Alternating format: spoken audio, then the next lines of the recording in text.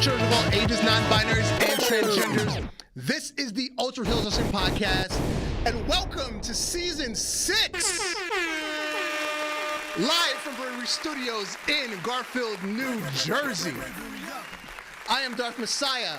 I do not always finish stories, but when I do, I finish them on your mother's face. And on the phone, as always, the OG, the triple OG of the Ultra Heelz. It's your boy Alex the motherfucking Hill, a.k.a. known as Failure Podcasting, but in 2024, I'll be formally known as the man that is truly your father, and I ain't finishing no story, but I will begin with your sister. Also known as the man that got to flip a crossface, have a run to a crossface, and on my Mount Rushmore, Chris Benoit takes up all four faces. And on the boards, we have a truly, truly special guest. The man, the myth, the legend, the one, the only, the infamous Mr. Gnarly Marv. Hey. Marvelous. Marvelous. How you living, Gnarly Marv? Living good, bro. Feels good to be here. I already am enjoying recapping these memories of doing this. As I always say, we wouldn't be here without you.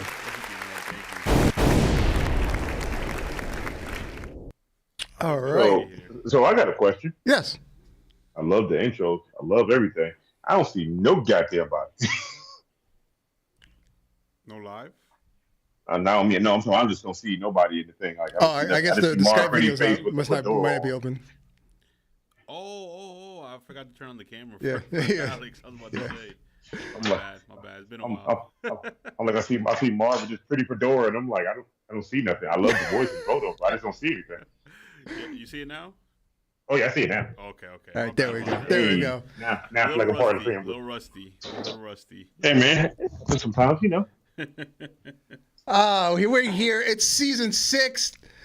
For those who've been following us from the beginning, like Kelvin, this is technically season 9 if you count the previous administration. Yep. That's crazy. 9 long years, bro. Yeah, we've been here for a while. Speaking of the devil, what's good? It's everyone's favorite wise man, the Seth Rollins of the Ultra Heelz Podcast. Commissioner Kelvin is in the... What up, Kelvin? He is the Seth Rollins of the trouble man. How you feeling, Kel? Been a minute since I talked to Kelvin. Now that I'm not anymore. Oh yeah, that's right. Yes. And you know what? Let's get right into it. Let's get into some cheeks. We haven't been here in 2 weeks. Oh, that rhymed. And she's fighting for position of poster girl, Lacey Evans, aka Lacey Estrella. Good God. Cheeks of the week. Yeah, she's fighting for that poster girl position. She wants to dethrone Nikita Lyons. Cheeks of the week. Hey man, look, right now she's getting close to me. I mean, we can arrange this. We can buy a bunch of baby oil, or Jello, or whipped cream. However they choose to settle this, but she's fighting. She's fighting for that number 1 spot. Well, I'm just saying, the middle pictures, but them 2 side pictures look like my Twitter and my Instagram when I open my phone up. Hello, ladies. Yes, Lacey Evans, aka Macy Estrella, her real name, is her fan time is clearly popping for a non-nude account. Got me wanting to be a fan. Jesus Lord. Yeah. I just became a fan. Yes, for a non-nude account, this is very exhilarating.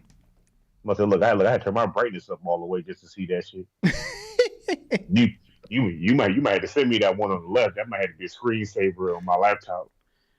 Or my icon button, 1 or 2. Hello, ladies. And next up, we've got Lola Vice, and we've got Scarlett Bordeaux. Lola Vice riding a wave runner. That's a lot of wetness out water. Out there. You said it right the first time. Yeah, both apply. Both apply, yeah. Okay, I don't feel bad. And a slightly older picture because Scarlett's still blonde in this one because she's now a brunette on TV. Hey man, I don't give a what color she is. As long as Karen Cross not around, I am A-okay. I've been saying this, but I don't like him with hair. He looks better bald. Because with hair, I like him with hair. Because when he's bald, he pins me in the mind of the skin hair too much. Exactly. He looks like a character. With hair, he just looks like a roided up CPA.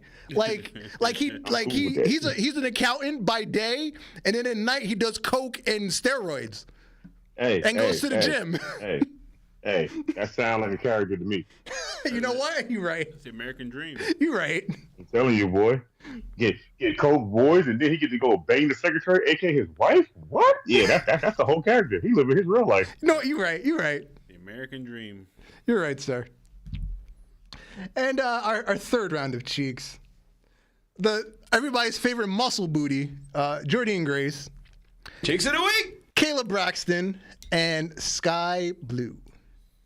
I'm telling you, Sky Blue is just growing more and more on me, or it's just the fact I keep looking at her pictures and I just keep growing more and more. One or two. I'm gonna go with the second one.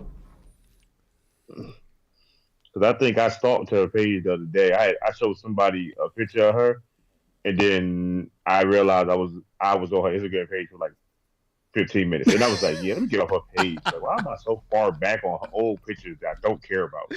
What were you in, like 2001, 2021? No, I was back like 2019. Jesus Christ.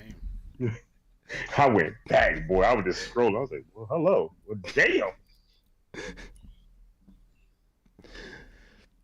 Yes. Another lovely, lovely set of cheeks. And as I say, if you're listening to this on an audio platform, do yourself a favor. Hop over to YouTube. Enjoy the first few minutes of the podcast. Enjoy the cheeks with us. Otherwise, do yourself a great disservice. Just do it. And now it is time for Ultra Fantasy Booking. We're going to kick off the continuation of Season 3, Part B of Season 3, Warzone. The opening match was none other than Ricky Starks taking on our world champion, LA Knight. Yeah. In a non-title match. LA Knight won in a clean finish. But he had MJF, who is the number one contender, peering out from the back.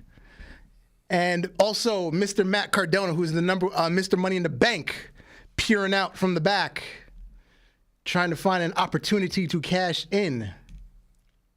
Match 2, Battle of the Booties. Bailey defeated Sky Blue 68%, 32%. Next up, our general manager, Jim Cornette, came to the ring. Good evening and welcome to Warzone. I'm always excited to be back in the Carolinas, especially the Queen City of Charlotte. I am excited to announce the tournament for the vacant MLW Openweight Championship. The participants will be The Miz, Bobby Lashley, Takeshita, and Andrade El Idolo. As in the past, this will be the workhorse title.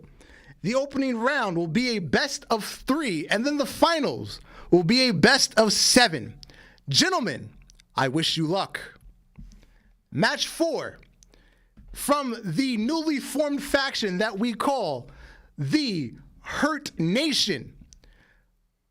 Moose and Will Hobbs take on the Gun Boys. And Moose and Will Hobbs win 83-17%. And in our main event for the United States Championship, our champion, Cody Rhodes, defeated Jay White via DQ from Juice Robinson. So we will have to potentially run this one back to get a decisive finish. And that was the first episode of Warzone in 2024. And now, over to Dragon Force. Starting over Dragon Force, going into a new year, new me, everybody getting some booty. That's how I'm starting off. We're going to start off the first match, Sting versus Okada. An Iron Man match. They're already gonna go 45 minutes any damn way, so I would make it 4 hours. Match number 2 will be a tag team match. In the women's division, it will be Bianca Belair and Britt Baker versus Rosemary and Gigi Dolan.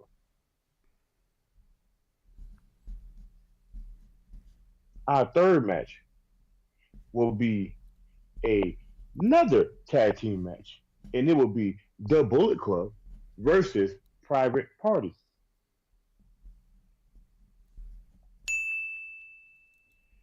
Our next match is another women's match, and this will be Rhea Ripley versus Mia Yim in a last woman standing match.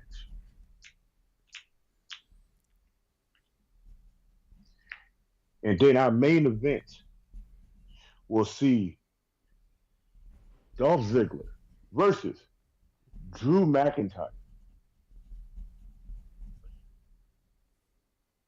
And before that match even gets started, we will go to the back, and we're going to see Drew beating up once again. And you're going to see Rhea Ripley come out there and grab a mic and explain who's been beating up Drew. And it is a team that nobody ever seen coming. The Undertaker and Beer Money. So I got a group of cowboys. So what they go by now? They go by the name of Undead Money. So, wait. This is American Badass Undertaker. Oh, yeah. This is awesome. Bro, I've been had this in the works since I had said somebody jumped him. I had this in the work. I was like, there's still free agents on that old paper, and me or you never used any of them.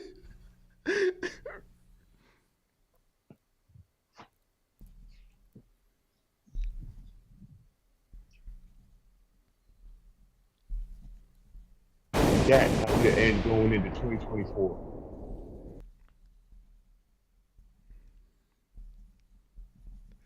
Wow. What a turn of events. Diamonds are forever. Fucking American Badass Undertaker and Beer Money. This is like a 3-man APA Andalites, almost corporate ministry of cowboys and beer. Well, from Beer Money to inherited money to NDAs and Jericho won't go away. While we were away, I think the last episode before we went away, we talked about Chris Jericho going off on Twitter because he revealed that he was in the locker room during the brawl out, which everybody knows is a lie. He was arguing with CM Punk's lawyer, Stephen P. New. And then, like 2 days later, somebody revealed that allegedly Kylie Rae quit AEW because of Chris Jericho allegedly making some sort of advance at her. Oh. And now, nobody in AEW wants to talk about it. Bruh. Allegedly, Chris Jericho had her sign an NDA to shut up about it, and that's one of the reasons she quit. Now, how true are we taking this? Because it's Jericho. You know, he allowed to achieve like Hulk Hogan does also. The reporter that made the claim on the internet, Chris Jericho has not denied it. AEW has not denied it. Kylie Rae liked the post, and that's about it. Other people, other women have said supportive things. Nobody has, quote unquote, made another claim about Chris Jericho, but they have made supportive statements saying there have been unusual things happening within AEW. And once again, about everybody having to sign NDAs for every fucking thing that happens. You think it's the bubbly, bro? Oh yeah, the bubbly. It's been so long since we had the bubbly. I wonder if it's the bubbly, or is it the Jericho Appreciation Society? No, it's the Grey Goose. Blame it on the goose. Oh, The guy just feeling loose. Because I really thought it was like the Inner Circle. Because what have they been up to lately? What up, Valdor? Hit the next slide. At the media scrum for World's End, while Tony Khan was wearing this ridiculous getup that Tony Storm gave him when she came out. I really feel like he did a line of Hogan. He was like, I want to wear that hat. No, because she came out for her little segment to get interviewed, and he just left this shit on for the rest of the fucking press conference because he's a fucking idiot. He's a child. He's not an adult. He's not an executive. He's a fucking child. But anyway, he was then asked the question about Chris Jericho and Kylie Ray. So taking that serious topic, he decided to answer that question looking like this. And he said, quote, AEW is the safest locker room ever. Now, bullshit, you fear for your life. Thank you. That's the argument I was gonna make. The man that said I feared for my life because CM Punk beat up 4 people by himself, and then he didn't even beat up Jungle Boy. He put him in a headlock. That was it. He put him in a headlock and yelled at Tony while he had Jungle Boy in a headlock. Jesus. Tony Khan said he feared for his life, but yet AEW has the safest locker room in the history of wrestling. And some girl is making an allegation that one of your top stars and silent executives, Chris Jericho, made an advance on her on the job. We have been hoodwinked, bamboozled, led astray, run amok, and flat out deceived. That was the best drop for that part right there. Yeah. That was good for you guys. I don't know. I believe it happened. There's very few details, but I can believe it happened. This is my thing. I want to not believe it happened, because if it happened with her, I feel like Jericho has done it to others, and there's a lot of women that he's been around, and not one of them has said anything, because most of them don't even give a fuck about the industry people he was around with at that time. Mm-hmm. That's what I was gonna say. So for her to say it, I want to say it happened, but at the same time, you know how the internet is. If you don't go with them, you against them.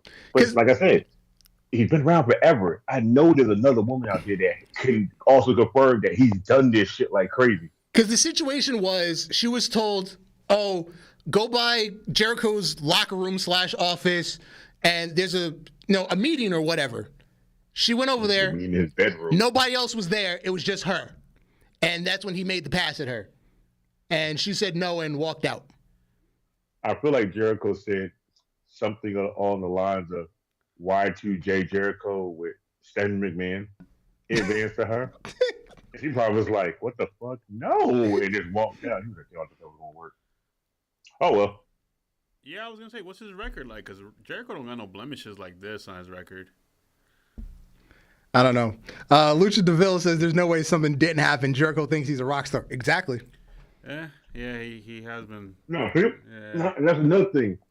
I would believe it was done more with him being a rock star with the rock star women. I know every last one of them has tried to get in that back room to him, and I know he has took a few back there. Yeah. Hit the next slide. Morgan Holly. She's somebody. She's some indie wrestler girl that's been in AEW. I forgot who she is, but she posted this on Twitter. Should I release some of my DMs if wrestlers from AEW ignore the employee handbook and try to badmouth Punk about Brawl Out? I didn't want to do it because I'd be called out for just wanting clout get control of the classroom, Tony. Because again, this goes back to Jericho and the whole thing about he doesn't have a handbook or an NDA or yada, yada, yada. This was all tied together because, again, it came out around the same time. Now, and then Jade Cargill made a statement about being in WWE. I've never been a part of something so professional. The shade. The shade is real. Comparing it to AEW. I've never been a part of something so professional. I'm about to say, look, CM Punk already said it best. He worked with fucking children. I'm old, it I'm makes tired, sense. and I work with fucking children. And now it also makes sense that MJF has also said it. Other wrestlers have also said it. And I'm like, at this point now, too many of y'all are saying it. So I feel like that's the main issue. Yeah, And it starts at the top. Daniel Bryan's up there at the top now, and I'm like, all he want to do is just have good wrestling matches and find good people to wrestle against, and now he about to be brung down with a whole bunch of bullshit. Yep. He's gonna get caught up in the middle of all this for no reason at all. Oh, we got a comment from Luca the Vile. It says, I haven't heard of Jericho doing anything sexually inappropriate before, but he's been in many incidents where, for example, he's drunk and embarrassed himself at a hotel. Yes, he's been thrown out of multiple hotels that nobody talks about. That's a rock star shit. That's the gateway. That's the gateway right there. Yep. The bubbly. Yep. He's a big fan of Grey Goose, as I've been told. Yeesh. He loves the goose. Loves the goose. He get a little loose off the goose and start trying to get him started. Yeah. But let's move on. Let's get off of this because again, there's not much evidence, not much movement in that topic. But the fans had signs at All Out? World's End, and then on Dynamite. But we'll move on. World's End. We have a new AEW World Champion, Samoa Joe. He defeated Maxwell Jacob Friedman with the help of the Devil and the Devil's minions, who turned out to be Adam Cole, Roderick Strong, The Kingdom, and Wardlow. Now, the match itself was good. I don't really have a problem with the match. Considering Great match. Considering MJF is injured and what he could do was limited, he went back to basics. Joe's a good technical wrestler.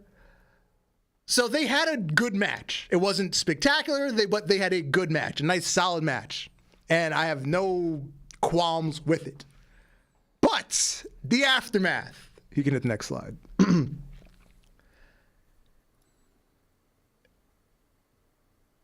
Okay, the reveal. I'm happy that they didn't go in some direction where it was a Vince Russo swerve that made zero sense. They went with the obvious, Adam Cole. But at the same time, the path they took to give us the obvious made zero sense. If that makes sense. No, that makes sense. But at the same time, didn't we call this like weeks before? Because I felt like we called this out already before it even happened. I felt like we called that we knew it was going to be somebody close to him. And the first thing that came to my mind was Adam Cole. Yeah. Because, why not Adam Cole at this point? You've been beside this man for the longest. You tag team partners with the man. Mm-hmm. The man is defending 3 belts by himself. Mm-hmm. So what do he need you for? I can feel the jealousy. I can feel the get the fuck out of here BS. And I can hear, oh yeah, so you think you're better than me, huh? So it made sense. But the Kingdom, Roderick Strong, Wardlow, I was like, that is a group of men I would never put in my head to pick to be a part of that group, to actually be a group. That's the thing. Wardlow's now trapped in another faction. Every time he gets something going, they stick him in a faction, and he's just a background character. Well, it sucks for him because for Wardlow to be, Wardlow, it sucks for the simple fact that he don't translate well into being singles by himself when you make a storyline. He transfers well when he's just by himself.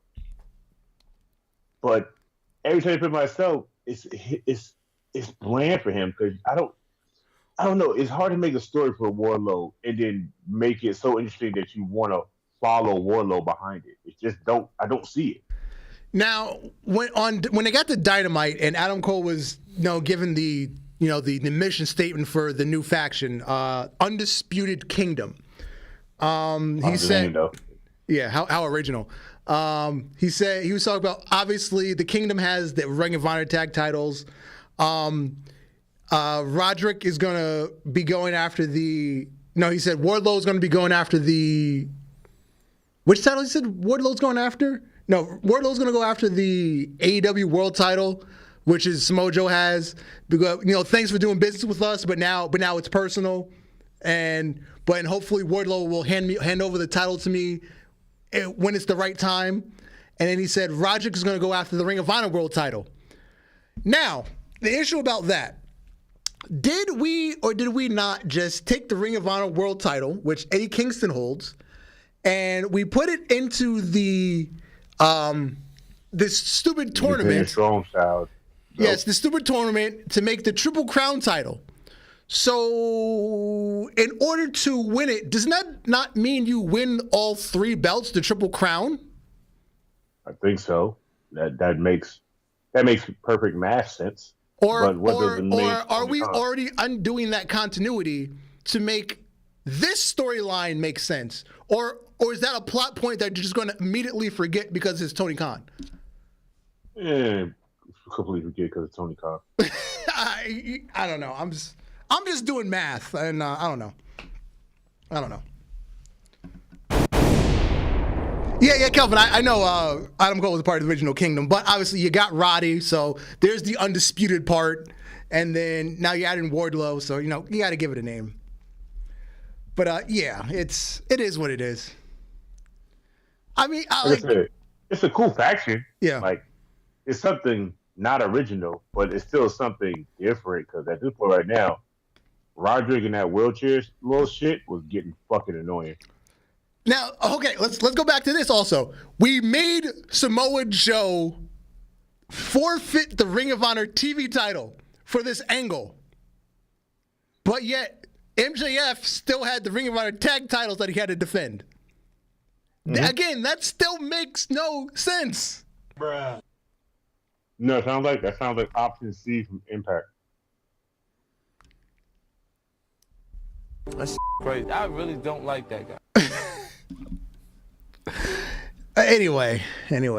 Yeah, let's just see where. Oh, and also something Adam Cole stated on Dynamite when he was talking about MJF.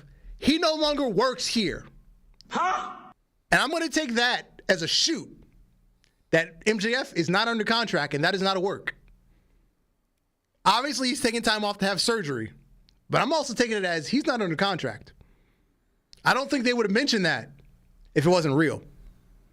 Considering what happened to him last time where he, walked out on the company. I don't think they would work that again.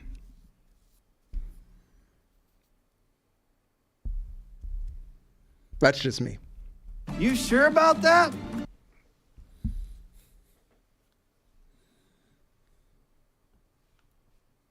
Luca DeVille says, my main problem with the Cole reveal is the issue is going to go ice cold by the time both Cole and him just are regular. Yes, exactly. There's one thing to have a slow burn, but this like you said, this is going to be ice cold by the time you can get to it. Because you got to think about Adam Cole, and he's what, at least 4 to 5 months away from being cleared to wrestle. And just walking in an everyday fashion, maybe 2 months away.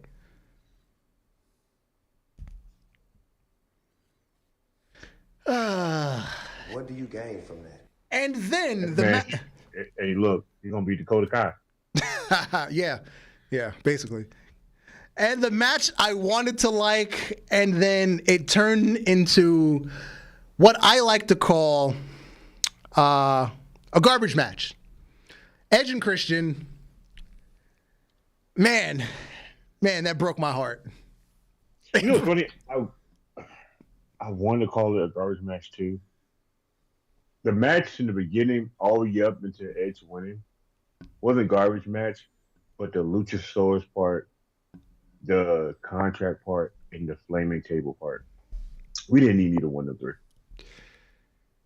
That was where the Vince Russo booking took over. I swear I thought it was Bischoff back there right now. Yeah, like the match was going well. Obviously, it's no DQ. They're doing whatever. They're using weapons, fine.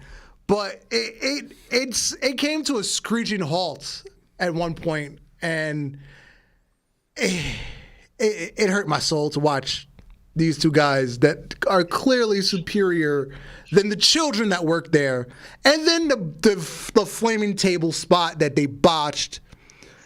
I get Edge was trying to protect him, but then he missed the table. We suck. Like I said, flaming table, Luchasaurus contract didn't need. Really just stayed a regular match just to show that them two still got it. Yeah. It'd been great. But once the other shit started getting added, I said, yeah, they must have just said, hey, man, you can do whatever y'all like to do. And then, but let's just recap some WWE highlights. Yeah. That's stupid. How old is Edge? Is he 40? He's either 49 or he just turned 50. Okay. So he's old enough to know better. Got it. Yeah. Yeah. And then outside of that, I can't tell you that I liked anything from that pay-per-view. And this time, I legitimately watched the entire pay-per-view this time. It was on fast forward, but I legitimately watched the entire pay-per-view. At least you watched that pay-per-view. I watched some of it, a.k.a. Instagram.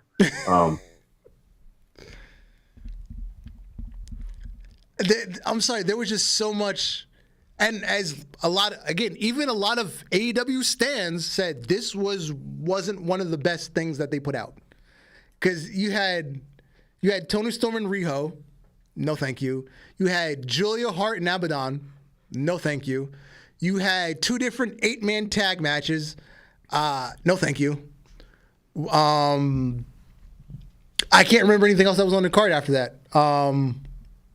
You had Moxley and Kingston, but it was supposed this was the finals for the tournament, and it's supposed to be the G1 style classic wrestling, but it's a Moxley match. They're out in the fucking stands for like 2 minutes.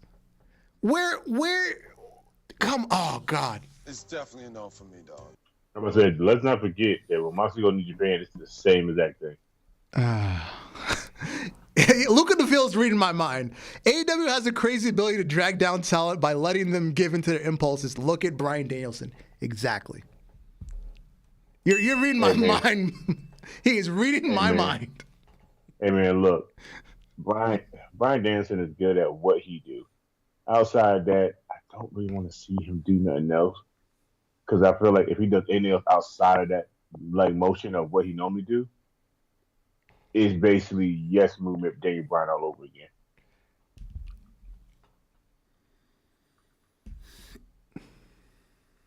At this point now, All of it.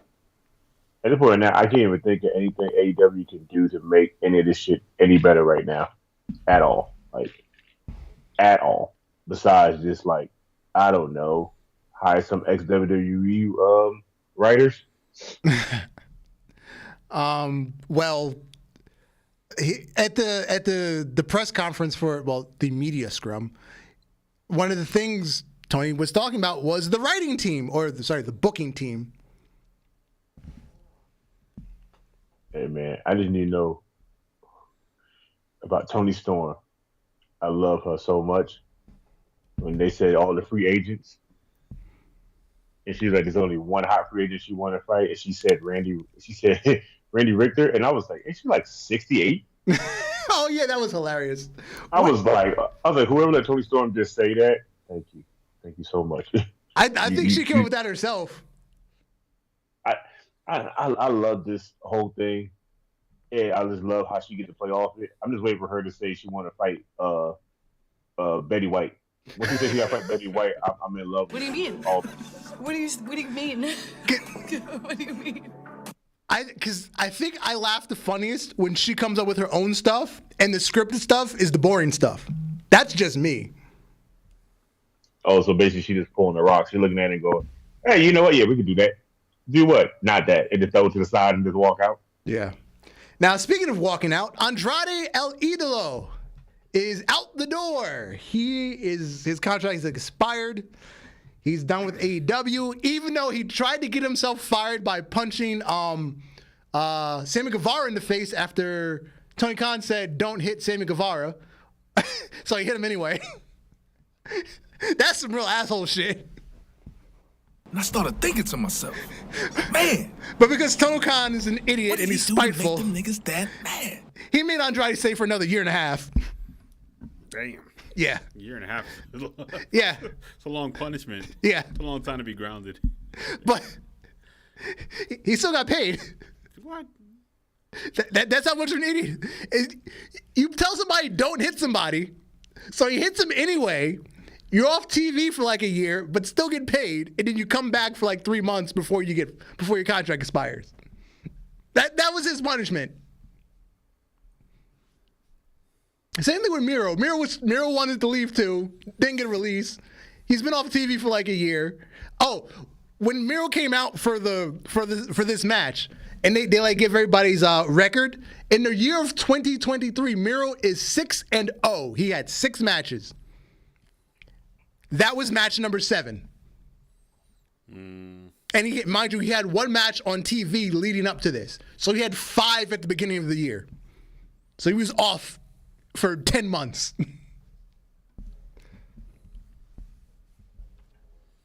At this point right now, I want to do Miro miss Rusev Day as much as everybody else missed Rusev Day. Because he didn't have to win no title. Just that alone was good enough. Mm-hmm. Yep, pretty much. He could have been Sami Zayn right now, off of just Rusev Day. Mm-hmm. Yep. I want to do Triple H think about, hey man, when your contract up, you know, we can bring you back. Keep Lana there, but we can bring you back. Yeah. The only issue is you can't bring back everybody. That's the only issue. It'd be nice to have people back, but you can't bring back everybody. Because that's the same issue in the opposite direction. AEW shouldn't have taken everybody. They shouldn't have, but they wanted their wrestlers, aka WWE's so-called best at the time. Yeah. At the same time, some people deserve a second chance, especially when they got fucked over by Vince and Vince tried to get them kaputs the first time. Yes, correct. Tony does not know how to book monsters. Where's Murder Hawk? Where's he at? What? I don't know. Shit, you're right. Where is Murder Hawk? Holy fuck, I forgot all about the motherfucker. I don't know.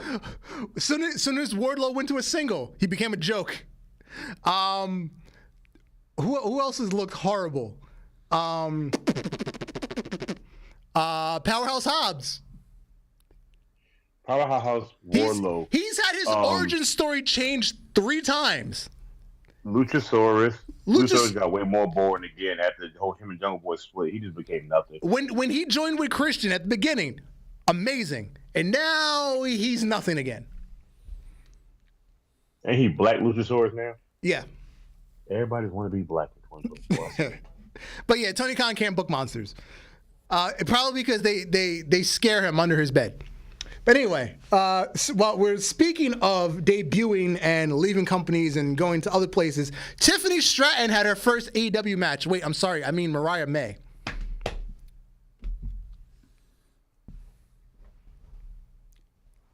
Her name is Mariah May. Yes, when she the girl that's like Tony Storm's like sidekick. Her name's Mariah May. And when she came out in ring gear, I didn't recognize who she was. I was like, why the fuck is Tiffany Stratton on AEW? And then I was like, oh wait, that's Tony Storm's sidekick. Damn. Oh, okay. I see what you did there. I was so confused. At this point right now, can the wrestling fans just book the shows? I feel like we would do a lot better job. Yeah. And then Deonna Purrazzo, Jersey girl, made her debut in Jersey because Dynamite was in Newark, New Jersey. Brick City, if you will. Well, I feel like she is a little bit more chunky than what she was in Impact. And I ain't mad at it. I ain't mad either. I'm just saying. Why she's just a little bit more chunky. Yeah. A little bit more pusher for the pusher. Yeah. Yes. And also people, going around, Daniel Bryanson officially has his Wrestle Kingdom match with Kazuchika Okada. That happened over the past week during the Wrestle Kingdom press conference. And there was more other announcements. We'll get to that over the past week. But also another announcement, Josh Alexander will be taking on Alexander Hammerstone at Hard to Kill. So Alexander Hammerstone will be working for TNA now. I'm kind of disappointed he's not going to NXT. I really wanted to see him in the WWE system to be the next Brock Lesnar, because allegedly Brock Lesnar is retiring at WrestleMania 41, which will be in Minneapolis, which is his quote-unquote American home. Because we all know he lives in fucking middle of nowhere in Saskatoon, Canada. Middle of nowhere, parts unknown. Yeah, the real parts unknown. While his daughter breaks records throwing a shot put further than any human has ever thrown it. Let's not talk about that, man, girl. She scares me a little bit. Yeah, but I think Hammerstone is extremely underrated for that build, that body type. He's really underrated. He has a lot of technical ability, a lot of athletic ability. He is a young Brock Lesnar, but when Brock Lesnar was doing moonsaults and shit. Man, I don't know, bro. Like I said, that man scared me a little bit. Like, if I walked up on him in the alleyway and they said, "Give me your wallet," I would give him my social first and then make sure he got my wallet and he got home safe. I don't even want to test that, man. Yeah. Also, TNA has started to reveal their new TNA branded championships. We've got the X Division held by Chris Sabin, and Bullet Club, Chris Bay and Austin Ace have the new tag team championships, which in my opinion looks slightly like the Legends championships. It might just be the red strap, but I think they look like Legends champ. I'm not mad about it. I'm just saying. Like, I like the new belts. The new belts are already growing on me. The simple fact they look like updated versions of just the old belts. Wow. Lesnar's daughter's finishing move is called the castrator. Wow. Oh my God.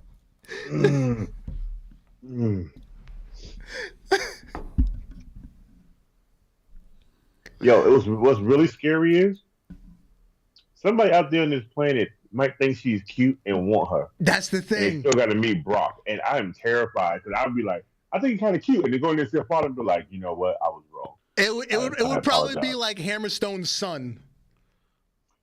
Oh God, that just sounds terrifying. I mean, what would that man have to look like to want that? You have to look like Brock. You know, it'd be like Hammerstone's son.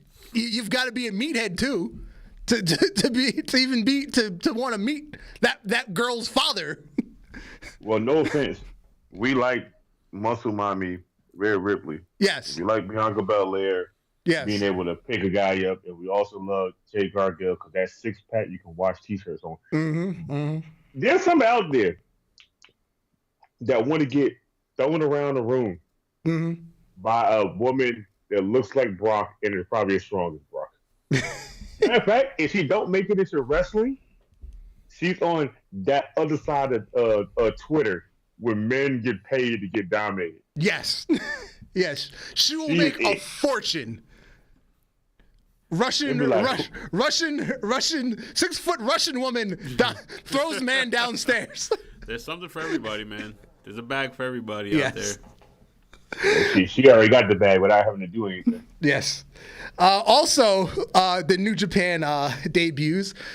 Nic Nemeth, formerly known as Dolph Ziggler, and Matt Riddle showed up in the same outfit. They must have went shopping together. And hey man, it's the normal outfit you get in Japan. Half Nic Nemeth, he initially attacked. Who was it? David Finlay, was it? He initially attacked, and then he did a press conference wanting to challenge for the new global championship. And I believe Matt Riddle challenged. Was it Tanahashi? Yep. Yeah. Yes, he did. And let me tell you how the internet went off on that. They said, "Fuck no." Like, I was trying to defend Matt Riddle for a little bit just to see what people were going to say. Boy, I can't even say I was getting cooked. I was already done, and then they put me back in the oven and then got some more out of me. But Riddle also, he debuted this past weekend in MLW. He had a match against Jacob Fatu. So he went from getting his ass kicked by Roman Reigns to another Samoan. The same family. Yeah. Yep. But I ain't gonna lie, that match was fire as hell. Yep. When Jacob Fatu, when they go do that damn moonsault, and he laid there until that damn armbar, with that triangle, I said, first of all, that was dope. Second of all, Matt Riddle was never, ever in his day in WWE be able to pull this off. Mm-hmm. Yep. A surprising turn of events. Velveteen Dream, a.k.a. Patrick Clark. Over the past week, he put out an apology video.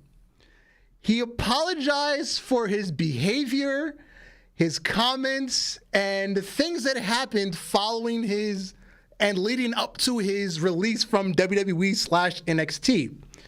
He made a personal apology to Triple H, a personal apology to Shawn Michaels, and a personal apology to his parents and his trainer, and then just a general apology to WWE and for causing trouble for them publicly. And it takes a big man to do that, because like I said, it's not always about having the talent, and obviously the fans love him. Sometimes behind the scenes, people a lot to deal with, and when you cause a company like that headaches, we can't take it anymore. You've got to go. Despite all your talent and what you can do, you've got to go. That's the part that really sucks for so fact. This man was on top of the NXT world. Boy, I mean, out of all the Undisputed Eras, the Sami Zayn, the Kevin Owens, the Samoa Joes, Robert Roode, this man music hit, and all you heard was Velveteen Dream, and every place lit up. He was a made star damn near like the first 3 months of him being there. Mm-hmm. And you cause that much trouble when there's people on the main roster that's done worse to you and still yet to apologize, and WWE ain't never got rid of their ass.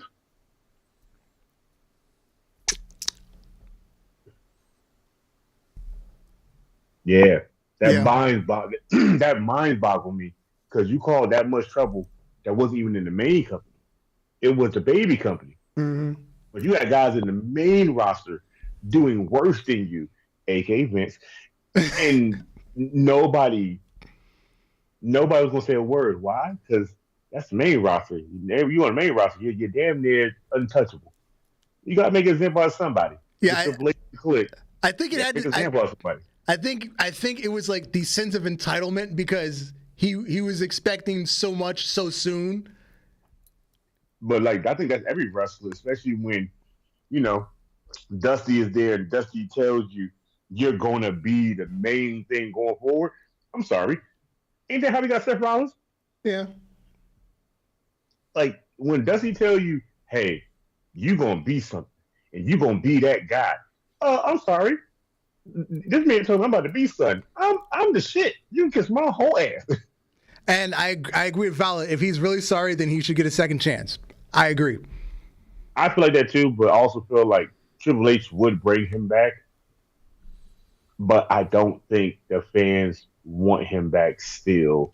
And by fans, I mean the people that only watch wrestling in the last, since, I don't know, a little bit right before COVID into now. Right. Not the people that have been watching it for decades on end and understand people make mistakes and people grow the fuck up.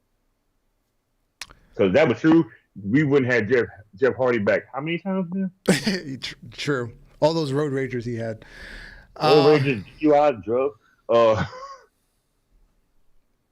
And other news, We've finally done it. The last piece of the Vince McMahon tyranny is gone. Kevin Dunn has announced his retirement. Well, not retirement. He is leaving WWE. He might be doing other outside ventures. No offense. And he got his teeth fixed. He's got his teeth fixed. He no longer looks like Bucky Beaver. He should have been had that fixed. I know he had the money for that shit. Yeah. But no offense. Why do Kevin Dunn put me in the mind of them finger guys from Spy Kids? Bruh. So potentially the production of WWE programming might look slightly different going forward. There might be less camera cuts because he was infamous for the camera cuts. 53,000 camera cuts just to get to a pin. I'm sorry. Well, we still watching the same match, or did the show end and it's a whole new show? Yeah, so Kevin Dunn has stepped down, and somebody else is taking over. Potentially somebody from the TKO brand was put into his place because it's a production job. It's not necessarily within the wrestling side, so you can hire anybody to do that job. It's just you got to learn how to shoot wrestling. That's all, which can be done. It's not. It's a technical job. It's not a wrestling job. And I feel like it's a technical job, but I feel like also anybody that's been in wrestling, aka Abyss, Noble, any of them in the motherfuckers in the back, I feel like any one of them could be it. And the newest faction that debuted on SmackDown this past week, which most likely will be called Final Testament. Karrion Kross, Scarlett Bordeaux, AOP, and Paul Ellering. I'm not going to hold you. I didn't watch SmackDown. I went and looked at the highlights. When I saw Bobby Lashley talking and people were cheering for them, I was like, when did these guys become babyfaces all of a sudden? Yeah, that confused me too. I was like, why are they suddenly babyfaces? But go continue. I was like, that shit threw me off. I was like, people were cheering for them. I thought they were just beating up half the roster for no apparent reason because they wanted to make a statement. So it's kind of weird. I said, but then to see his theme is a hit, he comes out, his wife comes out. And then Paul Ellering come out. And I was like, you know what?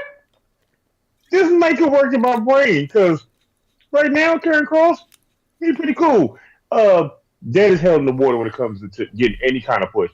AOP, they were pretty cool in the tag team because they were just two big-ass giant monsters. Mm-hmm. Dead in the water also. Put them together, it still might be dead in the water, but it's more interesting now to see all three of them together. Yeah. Now I kind of wish we still had the New Day, the original New Day with Big E. I wish we had like the real trio teams now again, so we can have good matches for all three of them, or just AOP. But ain't half the tag teams the AOP fought no longer even in the company at this point. Pretty much. Pretty much. And no offense, why do AOP and them look like created characters from 2K24? I was gonna say Grand Theft Auto, but yeah. I was gonna say 2K, but I forgot you can't make your character on 2K that damn built. So Triple H, he pulled a Tony Khan move. He made an announcement on Twitter that there will be a big announcement on what's that show that WWE puts on Peacock on Thursdays. It's like their like little news show. I forgot what it's called. I don't actually watch it. But needless to say, he made an announcement on it that was lackluster, Tony Khan style. The next Money in the Bank is going to be in Toronto. That was the announcement. Hey man, it could be lackluster, but it's still better than Tony Khan's announcement. But also, there was an announcement that a WWE champion will be returning on SmackDown. You can hit the next slide. And that champion was Jinder Mahal. I was cool with that, and I laughed at it. Because I was like, no offense, he is a champion. Yeah. So he didn't lie. So Jinder Mahal came out. He cut a heel promo. He ran down the USA because, he's not American. He's actually Canadian, but of Indian descent. So he's foreign. Hey, you like Kevin Hart? You talk too much. So in the middle of running down America, what happens? If you smell, out comes The Rock. No offense. Why did The Rock pectoral muscle look like a Jeep change character? Because it is. And after he beats up Jinder Mahal, yada, yada, yada, he says, I'm going to go out for dinner tonight. Should I sit at the far end of the table? Should I sit on the left? Or should I sit at the head of the table? And now everybody assumes Cody is not going to finish the story, or everybody assumes Roman's going to work twice, and now CM Punk is getting his main event bumped. And I've come to the conclusion that all of those things are going to happen because Rock versus Roman at Elimination Chamber in Australia is the answer. What do you say?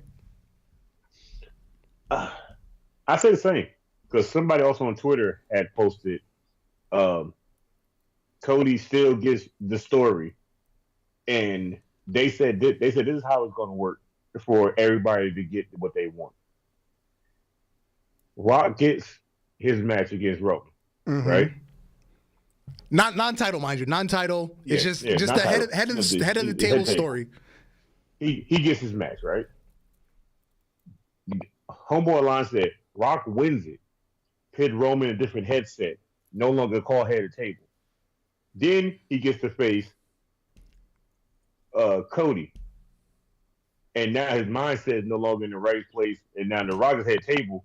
That means Solo and Jimmy don't know who to follow no more. Mm-hmm. Now he has no backup. Mm-hmm. Now it's a fair one-on-one match. Make perfect sense. But then he said also, what if CM Punk wins Rumble and still goes WrestleMania and gets the match with Seth? And I was like, no offense, but that's how you complete the story for everybody on one go without everybody DLC. Exactly. And I was like, I would be okay with this. And the part of the selling of pay-per-views, because what WWE's doing right now is they're selling pay-per-views to the travel departments or the tourist departments of these countries. They did it with the Puerto Rico show. They sold that to the travel department of Puerto Rico. It's like Saudi Arabia. They don't have to sell the tickets. They sell the show to the travel department, and they're the ones that sell the tickets. Here's $20 million for your show. WWE's done. Paid for. The show's done. They've got their money. They show up. Whether there's 5 people or the stadium's full, they're already paid. They're done. That's it. They don't. All they have to do is provide talent for like advertisement. That's it. That's all they have to do. And you know Triple H is with his talent advertisement. He'll have everybody show up. They're doing book signings. They're showing up to school. They're showing up to certain places in the mall. They're all over the place promoting the fuck out of this shit. All right, and last thing before we get out of here. Inside the Ropes poll. And Kelvin made this one specifically for Valdor. Hope you're still in the chat. Greatest jobber of all time. I think we all have to honor Valdor and go with Barry Horowitz. If You have to. You have to. I mean, my heart, I want to say Brooklyn Brawler, but out of respect for Valdor, I've got to go with Barry Horowitz. I'm going to have to go Barry Horowitz, but you know me, I'm always going to really have to go pick Gilbert. Because if he didn't win that Cruiser Heavyweight Championship, Gilbert would have went down in history as just showing up, getting beat up, and going to the back all in enough time to get a paycheck. I am Mike Sharp. I forgot all about him. Jesus Christ. Yeah. Man, how far did you go back? Jesus. Yeah. I forgot he was a jobber. I just thought he was a guy that they just brought in there to get beat up and gave a paycheck, like, find a bum off the street. But damn, yeah, yo, this was made for Valdor and Valdor only. Yeah. Kevin come up with a good one this week. Valdor says Horowitz a jobber. That man is a legend. That man should be in the Hall of Fame. Even Brett said that.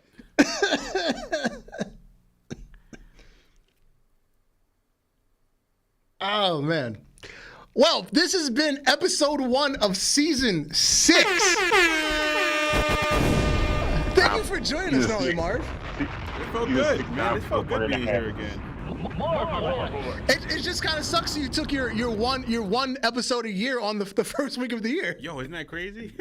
Word. He started the year strong. Now we probably be a won't see second. Marv again until We won't see you again until January 2025.